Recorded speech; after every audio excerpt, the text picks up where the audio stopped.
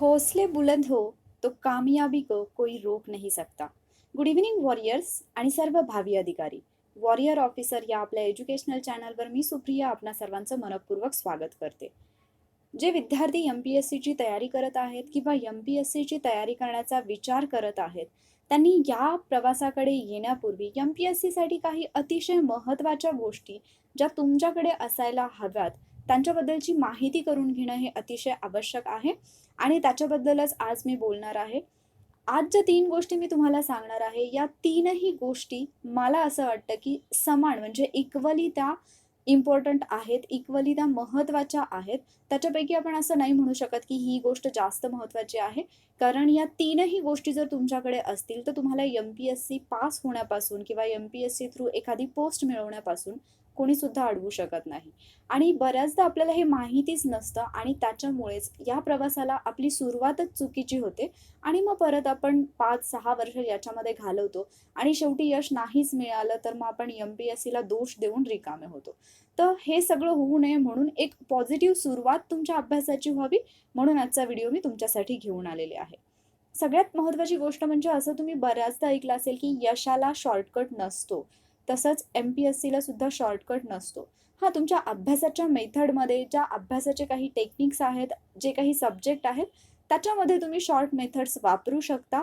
पण हार्डवर्कला इथे ऑप्शन नाही. तुम्हाला हार्डवर्क हे करावंच लागतं. फक्त मला असं वाटतं, की हार्डवर्क जर हे तुम्ही स्मार्ट वेनी केलं, म्हणजे हार्डवर्कच करा, पण ते थोडं स्मार्ट पद्धतीने केलं, तर तुमची एनर्जी आणि वेळ वाचतो आणि त्याचबरोबर तुमच्या यशाची खात्रीही वाढत असते. तर आत्ता आपण अशा 3 गोष्टी पाहणार आहोत, ज्या की तुम्हाला या प्रवासामध्ये अतिशय महत्त्वाच्या ठरणार आहेत किंवा यशस्वी होण्यासाठी सगळ्यात महत्त्वाच्या या 3 गोष्टी असतील, ज्या की इक्वली इम्पोर्टंट आहेत. म्हणजे या तीनही गोष्टी एकमेकांवरती डिपेंड तर असतीलच, पण त्याचबरोबर याच्यापैकी हीच गोष्ट जास्त महत्त्वाची आणि मी याच्यावरती फोकस करेन, असं तुम्ही म्हणायला नाही पाहिजे. पहिली गोष्ट म्हणजे प्रखर इच्छाशक्ती. आता तुम्हाला कदाचित हे थोडंसं वेगळं वाटेल, की हे काय मॅडम सांगतायत. तर इच्छाशक्ती जर तुमची असेल आणि कोणतीही गोष्ट लाईफमध्ये तुम्हाला काहीही मिळवायचं असेल ना, तर ते तुम्ही फक्त इच्छाशक्तीच्या जोरावरती सुद्धा मिळवू शकता. पण तुमची इच्छाशक्ती अशी असली पाहिजे, की तुमच्या इच्छाशक्तीला हलवण्याची किंवा मागे सारण्याची हिंमत कोणत्याच गोष्टीत असायला नाही पाहिजे. एवढी प्रखर इच्छाशक्ती तुमची पाहिजे. याचं रिझन म्हणजे तुम्हाला माहिती असेल, की एम-पी-एस-सीचा अभ्यास करणारे जे विद्यार्थी तुम्हाला भेटत असतील, याच्यापैकी 99% स्टुडंट असे असतील, ज्यांनी त्यांच्या लाईफमधले किमान 4 ते 5 वर्ष, किमान असं म्हणते मी, मॅक्सिमम ते कितीही असू शकतात, किमान 4 ते 5 वर्ष या अभ्यासामध्ये घालवले असतील. आणि आपल्याला एक जनरली सवय असते, की ज्या विद्यार्थ्यांनी जास्त वर्ष या प्रवासामध्ये घालवलेली आहेत, तर आपल्याला असं वाटतं, की तो इतके वर्ष करतोय म्हणजे त्याच्याकडून आपल्याला बरंच काही शिकायला मिळेल आणि आपण त्यांना ते विचारत असतो. बरेच विद्यार्थी असे असतात, की ज्यांनी एवढे वर्ष घालवल्यानंतर त्यांच्या लक्षात येतं, की अरे माझी जी सुरुवात होती तीच चुकीची झाली होती आणि ते विद्यार्थी समोरच्या विद्यार्थ्याला तसं प्रॉपरली सांगतात सुद्धा, की सुरुवातीला मी या चुका केल्यामुळे मला एवढा वेळ लागलेला आहे, तर या चुका तू करू नको. पण काही विद्यार्थी असे असतात, की ज्यांना माहिती असतं, की आपण चुकीची सुरुवात केलेली आहे आणि जर आपण सेम गोष्ट समोरच्या व्यक्तीला सांगितली, तर त्या व्यक्तीची सुद्धा चुकीची सुरुवात होऊ शकते. तरीसुद्धा ते लोक ज्या पद्धतीने त्यांनी सुरू केलं होतं, त्याच पद्धतीने तुम्हाला सुरू करायला सांगतात. आणि मग या सगळ्यामध्ये असं होतं, की त्यांचा 4-5 वर्षाचा एक्सपिरियन्स आहे, तर आपल्यालाही वाटतं, की आपण सुद्धा 4-5 वर्ष इझिली देऊ शकतो. पण ही एवढी म्हणजे सोपी प्रोसिजर नाही. कारण आयुष्यातला एवढा मोठा कालावधी एका परीक्षेसाठी घालवणं, तर इथे जर तुम्हाला क्वालिफाय व्हायचं असेल, तर तुमची एक म्हणजे तुमच्याकडं असायला पाहिजे असणारी एक गोष्ट ती म्हणजे तुमची इच्छाशक्ती जबरदस्त असली पाहिजे. काहीही झालं तरी मला एम-पी-एस-सी करायचंय. जसं मी आत्ताच तुम्हाला उदाहरण दिलं, की ज्या विद्यार्थ्यांनी 4 ते 5 वर्ष घालवलेली आहेत, अशा विद्यार्थ्यांचं मत ऐकल्यानंतर तुमच्या बाबतीत 2 गोष्टी घडू शकतात. एक विद्यार्थी असे असतील, की जे म्हणतील, की याला जरी एवढे वर्ष लागले असतील तरीसुद्धा मी प्रयत्न करेन आणि मी फर्स्ट अटेम्प्टमध्ये मी क्वालिफाय होण्याचा प्रयत्न करेन किंवा 2 वर्षांमध्ये 2 ते 3 वर्षांमध्ये मी ही एक्झाम क्वालिफाय होईन. काही विद्यार्थी मात्र असं म्हणतील, की ही गोष्ट एम-पी-एस-सी ही माझ्यासाठी नाही, कारण मी एवढा वेळ देऊ शकत नाही किंवा हे फार अवघड आहे. त्यामुळे सुरुवातीला तुम्हाला जर ती गोष्ट करायची असेल, म्हणजे जसं मी तुम्हाला खूप वेळा हे उदाहरण सांगितलेलं आहे, की जेवढा आपल्याला जगण्यासाठी ऑक्सिजनची आवश्यकता वाटते तेवढी तुमची MPSC मध्ये पोस्ट मिळवण्याची इच्छाशक्ती असली पाहिजे. एवढी इच्छाशक्ती असेल तर तुम्ही या अभ्यासाला सुरुवात करू शकता आणि याच्यामध्ये यशस्वी सुद्धा होऊ शकता. दुसरी गोष्ट येते ती सुद्धा तेवढीच महत्त्वाची आहे, ती म्हणजे प्रेरणा. म्हणजे असं मी म्हणेन की ही जी प्रोसिजर आहे, MPSCची एक्झाम असेल किंवा ही परीक्षा असेल, तर आपल्याला माहिती आहे की ही लेंदी प्रोसेस आहे.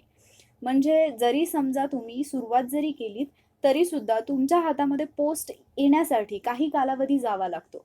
म्हणजे जे टप्पे आहेत एक्झामचे, प्री असेल, त्यानंतर मेन्स आहे आणि काही पोस्टसाठी नंतर म्हणजे तुम्ही राज्यसेवा देत असाल तर इंटरव्ह्यू आहे. अदरवाईज तुम्ही ग्रुप बी देत असाल तर त्याच्यामध्ये PSIसाठी इंटरव्ह्यू आहे. बाकी 2 पोस्ट ज्या आहेत, STA आणि ASO त्याच्यासाठी इंटरव्ह्यू नाही, तिथे फक्त 2च टप्पे आहेत, प्री आणि मेन्स. पण हा जो कालावधी असतो म्हणजे तुम्ही फॉर्म भरल्यापासून प्रीच्या एक्झामपर्यंत साधारणतः 3 महिने आपण पकडूयात.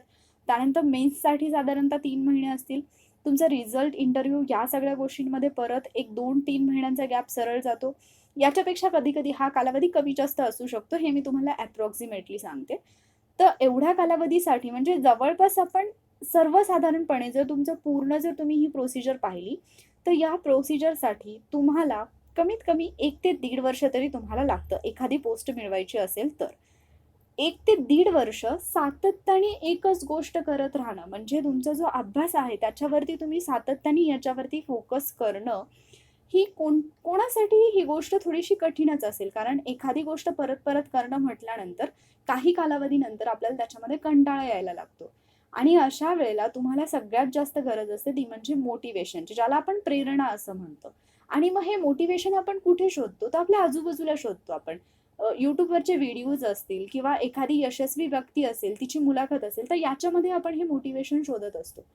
तुम्ही हा पण एक्सपिरियन्स घेतला असेल, जेव्हा UPSC किंवा MPSCचा रिझल्ट येतो, तर रिझल्ट नंतर जे टॉपर्स असतात किंवा जे क्वालिफाय झालेले लोक असतात, ज्यांनी खूप स्ट्रगल केलेला असतो, अशांचे जे व्हिडिओज असतात, त्यांची जी भाषणं असतात, ती व्हायरल होतात. आणि ते भाषण पाहिल्यानंतर, त्यांची मुलाखत पाहिल्यानंतर तुम्ही अगदी आतून पेटून उठत असाल. म्हणजे मे बी ज्या दिवशी तुम्ही ते भाषण पाहिलं, त्या दिवशी कदाचित रात्रभर सुद्धा तुम्ही अभ्यास केला असेल. पण त्या दिवशी ते भाषण ऐकल्यानंतर जेवढी तुमची इच्छा असते अभ्यास करण्याची किंवा जेवढ्या तळमळीने तुम्ही अभ्यास करता, ती इच्छा किती दिवस टिकते? किती दिवसापर्यंत ती प्रेरणा जी असते ती टिकते? फार-फार तर त्याचा असर 7 ते 8 दिवसांपर्यंत राहतो. 7-8 दिवसानंतर परत तुम्हाला हे काही चाललेलं आहे सगळं, ते थोडंसं कंटाळवाणं वाटायला लागतं. आणि मग परत या गोष्टींमध्ये स्वतःला तेवढंच इन्व्हॉल्व ठेवण्यासाठी म्हणजे तुमच्या अभ्यासातली सगळ्यात महत्त्वाची गोष्ट असते ती म्हणजे कन्सिस्टन्सी. ही मेंटेन करण्यासाठी, अभ्यासातलं सातत्य तुम्हाला टिकवून ठेवण्यासाठी मुख्य गोष्ट कोणती असते, तर ती असते अंतःप्रेरणा. म्हणजे तुमचा आतला आवाज तुम्हाला म्हणजे तुम्हाला का ती गोष्ट करायची आहे? या गोष्टीचं उत्तर जर तुमचं स्वतःकडे असेल ना, तर तुम्हाला कधीच कोणत्या मोटिव्हेशनची गरज पडत नाही आणि तुमची कन्सिस्टन्सी ब्रेक होण्यासारखी एकही घटना तुमच्या लाईफमध्ये होणार नाही.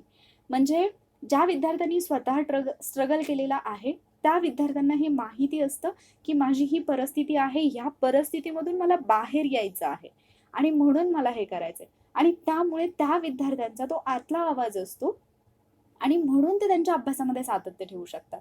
मग ही प्रेरणा तुम्ही बाहेर शोधण्याऐवजी जर ती प्रेरणा तुम्हाला आतमधून मिळत असेल, तुमच्या लाईफमधल्या एक्सपिरियन्समधून मिळत असेल, तुमच्या आई-वडिलांकडे पाहून कोणतीही गोष्ट असू शकते, ज्याच्यातून तुम्हाला ही प्रेरणा मिळते, तर ती प्रेरणा तुम्हाला खूप मोठ्या कालावधीसाठी कार्यरत ठेवू शकते. म्हणून ही एक महत्त्वाची गोष्ट आहे. आणि याच्यानंतर तिसरी महत्त्वाची गोष्ट ती म्हणजे योग्य मार्गदर्शन आणि अभ्यास साहित्य. मी आत्ता तुम्हाला सुरुवातीलाच सांगितलं, की तीनही गोष्टी समान आहेत. म्हणजे जर समजा तुमची इच्छाशक्ती नसेल, तर तुमच्याकडे प्रेरणा आहे आणि अभ्यास साहित्य आहे, मार्गदर्शन आहे, त्याचा काहीच उपयोग होणार नाही. समजा तुमची इच्छाशक्ती आहे, तुमच्याकडे मार्गदर्शन सुद्धा आहे, अभ्यासाचं साहित्य सुद्धा आहे, पण तुम्हाला मोटिव्हेशनच मिळत नाहीये, की मी हे का करू? याच्यासाठीचं मोटिव्हेशन तुमच्याकडे नाहीये, प्रेरणा तुमच्याकडे नाहीये. तर या 2 गोष्टींचा तुम्हाला काहीच फायदा होणार नाही. कदाचित तुमच्याकडे मोटिव्हेशन पण आहे, म्हणजे अशी काहीतरी घटना आहे, की ज्यामुळे तुम्हाला हे करायचं अशी इच्छा तुमच्या मनामध्ये निर्माण झाली आहे. ती गोष्ट तुम्हाला सतत प्रेरित करते. प्रखर इच्छाशक्ती आहे, पण तुमच्याकडे योग्य मार्गदर्शन नाहीये, अभ्यास साहित्य नाहीये, तर त्याचा सुद्धा काही उपयोग नाही. म्हणून मी तुम्हाला सुरुवातीला म्हटलं होतं की या 3 गोष्टी ज्या आहेत त्या समान महत्त्वाच्या आहेत. तर योग्य मार्गदर्शन आणि अभ्यास साहित्य म्हणजे काय? मी म्हणजे मागे जे व्हिडिओज अपलोड केलेत, तर त्या व्हिडिओजमध्ये मी खूप वेळा सांगितलेलं आहे, की 99.99% विद्यार्थी एम-पी-एस-सीच्या अभ्यासाची सुरुवातच चुकीची करतात. म्हणजे एम-पी-एस-सी करताना सुरुवातीला काय करायला पाहिजे हेच त्यांना समजत नाही. आपल्याकडचे विद्यार्थी जर तुम्ही पाहिलं तर मॅक्सिमम जेवढे विद्यार्थी एम-पी-एस-सी करतात त्यातले मॅक्सिमम म्हणजे ऑलमोस्ट 85% पेक्षा जास्त स्टुडंट जे आहेत, ते अगदी 3-3, 4-4 वर्ष फक्त प्री एक्झामचाच अभ्यास करत असतात. जेव्हा की प्री ही एक्झाम फक्त क्वालिफाईंग नेचरची आहे. ती फक्त तुम्हाला क्वालिफाय होण्यासाठी असते.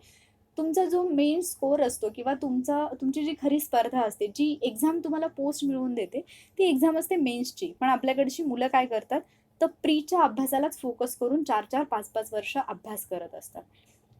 आता इथे जर तुम्हाला योग्य गाईडन्स मिळाला, की एक्झॅक्टली सुरुवात कुठून करायला पाहिजे, म्हणजे जसं मी तुम्हाला आधी पण सांगितलं, की तुम्हाला एखाद्या ठिकाणी जायचं आहे, तर तुमच्याकडे प्रॉपर ॲड्रेस असायला हवा. जर तुमच्याकडे प्रॉपर पत्ता असेल, तर तुम्ही तिथे व्यवस्थितपणे पोहोचू शकता. त्याच पद्धतीने एम-पी-एस-सीकडे तुम्हाला यायचं असेल, तर तुम्हाला सिलॅबस माहिती असणं हे जास्त आवश्यक आहे. त्यानंतर दुसरी गोष्ट येते ती म्हणजे अभ्यास साहित्य. जे तुमचं स्टडी मटेरियल आहे म्हणजे तुम्ही जेव्हा एम-पी-एस-सीची सुरुवात केली असेल, आत्ता जे व्हिडिओज बघतात त्याच्यापैकी बऱ्याच जणांना हे माहिती असेल, की तुम्हाला म्हणजे हा एक्सपिरियन्स असेल तुम्हाला, की तुम्ही जेव्हा सुरुवात केली तर तुम्ही कोणाला तरी विचारलं असेल, की एम-पी-एस-सी म्हणजे काय आणि मी काय करायला पाहिजे? आणि त्यांनी जस्ट तुम्हाला सांगितलं इतिहास असतं, भूगोल असतं, त्यानंतर राज्यघटना आहे, अर्थशास्त्र आहे. मग तुम्ही ही पुस्तकं वाचा आणि तुम्ही उठून लगेच ती पुस्तकं विकत आणली असतील आणि वाचायला सुरुवात केली असेल. पण याच्यापैकी खरंच कोणतं अभ्यास साहित्य वर्क करेल माझ्यासाठी किंवा हे अभ्यास साहित्य मी कशा पद्धतीने वाचायचं आहे किंवा मी सुरुवात कशा पद्धतीने करायची आहे, याच्याबद्दलचा प्रॉपर गाईडन्स तुम्हाला मिळालेला नसतो आणि म्हणून आपण फक्त उठतो, पुस्तकं घेतो म्हणजे अगदी घराला लायब्ररी बनवल्यासारखं सगळी पुस्तकं आपण आणून ठेवतो घरामध्ये आणि ती फक्त आणि फक्त वाचत राहतो. पण त्याचा काहीही फायदा होत नाही. याच्यामध्ये आपला खूप मोठा वेळ वाया जात असतो आणि आपण एवढी सगळी पुस्तकं वाचली किंवा माझ्याकडे एवढी सगळी पुस्तकं आहेत, याचा एक खोटा अभिमान घेऊन आपण वावरत असतो. तर मी ऑलरेडी तुमच्याकडे किती पुस्तकं असायला पाहिजेत, म्हणजे एम-पी-एस-सीच्या ॲस्पिरंटकडे किती पुस्तकं असायला पाहिजेत, याच्यावरचा एक व्हिडिओ मी अपलोड केलेला आहे. आणि सगळ्यात महत्त्वाचा एक व्हिडिओ आहे बेसिक्स म्हणजे काय? तो व्हिडिओ तुम्ही पाहिला नसेल आणि तुम्ही सुरुवात करत असाल एम-पी-एस-सीला किंवा 2021ची एम-पी-एस-सी देणार असाल, तर तुम्ही तो व्हिडिओ नक्की पहा हे मी तुम्हाला सजेस्ट करेन. कारण त्याच्यातून तुम्हाला योग्य सुरुवात कुठून करायची, कशी करायची याची आयडिया येईल. आणि आणखी एक व्हिडिओ आहे, तो म्हणजे एम-पी-एस-सीची सुरुवात करताना 99% विद्यार्थी जी चूक करतात, त्या चुकीबद्दल मी बोललेली आहे. आणि ते व्हिडिओज जे आहेत 3 व्हिडिओज हे महत्त्वाचे, हे तुम्ही नक्की पहा. याच्यातून तुम्हाला एक्झॅक्टली मी योग्य मार्गदर्शन म्हणजे काय, जे तुम्हाला सांगते त्याची तुम्हाला आयडिया येईल. आणि जर तुमची सुरुवात व्यवस्थित झाली ना, तर नक्कीच लवकरात लवकर कमीत कमी वेळेमध्ये तुम्ही पोस्ट मिळवाल. आणि त्याचबरोबर इतर जे कोणी विद्यार्थी आहेत, जे की कदाचित चुकीच्या पद्धतीने अभ्यास करतायत, त्यांना सुद्धा तुम्ही मार्गदर्शन करा. आता आणखी एक प्रश्न येतो, तो म्हणजे मार्गदर्शन घ्यायचं म्हणजे मग क्लास आवश्यक आहे का? तर याच्याबद्दल सुद्धा मी बोललेले आहे, की कितीतरी क्लास 1 ऑफिसर्स असे आहेत, की ज्यांनी कधीही क्लास केलेला नाही, पण ते क्वालिफाय झालेत. आणि क्लास आवश्यक आहे का या प्रश्नाचं उत्तर देण्यासाठी मी तुम्हाला नेहमीच 2 प्रश्न विचारते. पहिला प्रश्न, जेवढे लोक क्लास लावतात ते सगळेच पास होतात का? हा पहिला प्रश्न. आणि दुसरा प्रश्न, जेवढे लोक पास झालेत त्या सगळ्यांनीच क्लास केला होता का? या 2 प्रश्नांचं उत्तर जे आहे ना, या 2 प्रश्नांचं उत्तरच तुम्हाला तुम्ही क्लास लावायला पाहिजे की नाही याबद्दलची माहिती देईल. तर या 3 महत्त्वाच्या गोष्टी होत्या. एक म्हणजे तुमची इच्छाशक्ती, दुसरं म्हणजे तुमचं स्वतःचं मोटिव्हेशन आणि तिसरी गोष्ट म्हणजे योग्य मार्गदर्शन आणि अभ्यास साहित्य. आणि या 3 गोष्टी जर तुमच्याकडे असतील, तर तुम्ही 100% एम-पी-एस-सीची परीक्षा लवकरात लवकर पास व्हाल आणि तुमचा जो आयुष्यातला खूप महत्त्वाचा कालावधी आहे वेळ, तो तुमचा सेव्ह होईल. आय होप मी जी माहिती तुम्हाला सांगितली ती तुम्हाला समजली असेल, ती तुमच्या फायद्याची असेल. आणि नक्कीच आता जर तुम्ही कुठेतरी चुकीची सुरुवात केली असेल, तर तुम्ही लवकरात लवकर व्यवस्थित सरळ ट्रॅकवरती याल. जर व्हिडिओ आवडला असेल, तर लाईक नक्की करा, तुमच्या फ्रेंड्ससोबत शेअर करा आणि त्याचबरोबर वॉरियर ऑफिसर या आपल्या एज्युकेशनल चॅनलला नक्की सबस्क्राईब करा. Stay safe. Thank you warriors.